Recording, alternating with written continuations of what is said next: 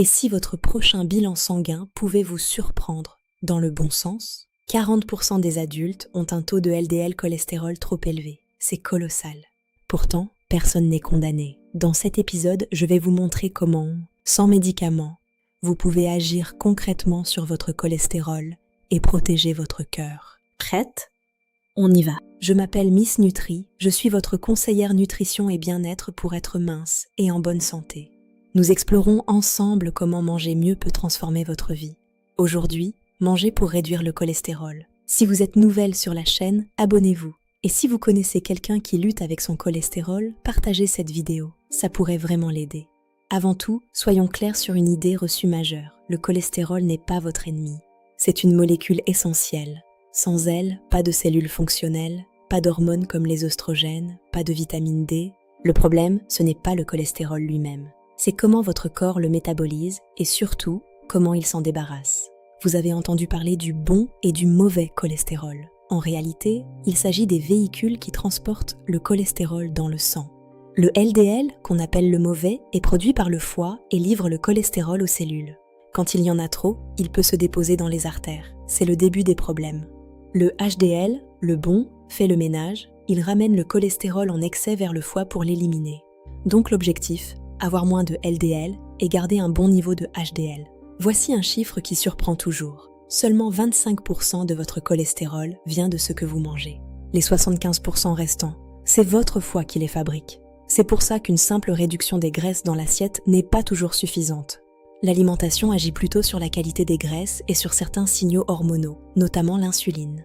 Mais bonne nouvelle, c'est là que l'hygiène de vie devient votre meilleur allié. Pourriez-vous imaginer l'impact ? Et puisqu'on parle de ce que vous mangez, parlons du sucre. C'est souvent le coupable discret. Un excès de glucides raffinés stimule l'insuline, qui à son tour pousse le foie à fabriquer davantage de cholestérol et de triglycérides. Sucre plus graisse saturée, le duo le plus redoutable pour votre bilan lipidique. Retenez bien ça pour la partie suivante. Quand trop de LDL circule trop longtemps dans vos vaisseaux, il finit par s'oxyder et se déposer dans les parois des artères.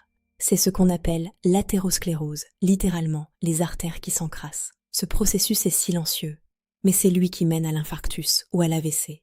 La bonne nouvelle, il est réversible et vous avez le pouvoir d'agir, tout de suite. Maintenant que vous comprenez pourquoi le cholestérol monte, voyons comment le faire baisser naturellement. La science est claire, en combinant plusieurs habitudes, on peut réduire le LDL de 15 à 30%. C'est autant qu'une statine. Je vais vous dévoiler les 5 leviers les plus puissants, prouvés par la recherche. On commence par le premier. Levier numéro 1, l'alimentation.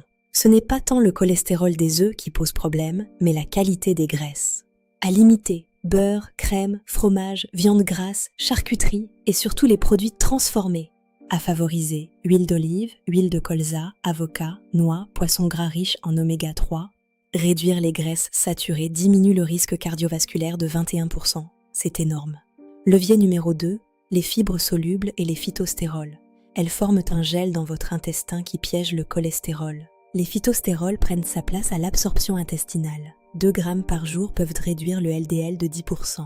Pensez, porridge d'avoine au petit déjeuner, lentilles, amandes, noix au quotidien, votre corps vous remerciera. Levier numéro 3, le poids. Un excès de graisse abdominale pousse le foie à fabriquer plus de LDL. La bonne nouvelle, une perte de seulement 5 à 10% de votre poids peut déjà améliorer votre bilan lipidique. Pas de régime extrême. Une approche douce, moins de sucre, plus de végétaux, plus de mouvement, c'est tout. Levier numéro 4, l'activité physique. Elle agit vraiment comme un médicament en augmentant le bon cholestérol HDL. L'exercice protège les artères et réduit l'inflammation. Même 10 minutes par jour de marche, c'est déjà un cadeau. Les études montrent une réduction de 20 à 30% du risque de maladie coronaire chez les personnes actives. Bouger, c'est la clé. Levier numéro 5, le mode de vie.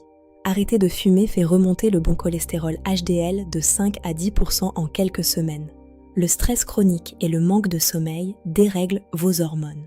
Prendre soin de ses nuits, c'est aussi prendre soin de son cholestérol. Et l'alcool, plus de 2 verres par jour nuit à votre foie, votre tension et votre santé globale. La modération est de mise. L'hygiène de vie est la base, mais chez certaines personnes avec une prédisposition génétique, elle ne suffira pas. Dans ce cas, votre médecin peut proposer un traitement médicamenteux, en complément, jamais à la place, de vos bonnes habitudes. La combinaison mode de vie sain plus traitement adapté, c'est la stratégie qui sauve le plus de vies. Il y a une intelligence à les combiner. Voici votre plan cette semaine. Remplacez le beurre par l'huile d'olive et ajoutez une portion de légumineuses 3 fois par semaine. Faites 20 à 30 minutes de marche rapide, supprimez les sucres raffinés et dormez 7 à 8 heures. Votre foie vous remerciera. Commencez par un seul de ces points. Un seul. Et construisez à partir de là, un pas après l'autre.